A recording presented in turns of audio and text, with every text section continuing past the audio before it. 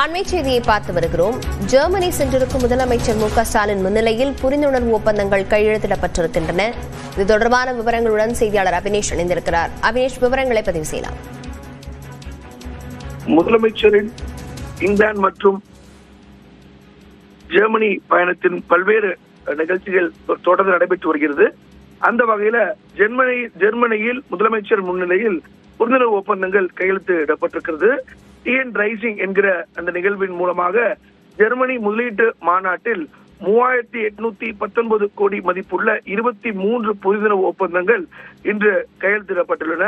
குறிப்பாக 9000க்கும் மேற்பட்ட வேலை வாய்ப்புகளை உருவாக்கக்கூடிய வகையில புதுப்பிக்கத்தக்க எரிசக்தி, வாகன உற்பத்தி மற்றும் மேம்பட்ட ஆராய்ச்சி மற்றும் மேம்பட்ட வளர்ச்சி ஆகியவற்றில் உலகளாவிய அளவுல பல்வேறு நிறுவனங்களோடு தமிழ்நாட்டை அடுத்த கட்ட வளர்ச்சிக்கு இதன் மூலமாக எடுத்து செல்லக்கூடிய வகையில 3819 கோடி ரூபாய் மதிப்புள்ள 23 புரிந்துணர்வு ஒப்பந்தங்கள் கையெழுத்திடப்பட்டிருக்கிறது.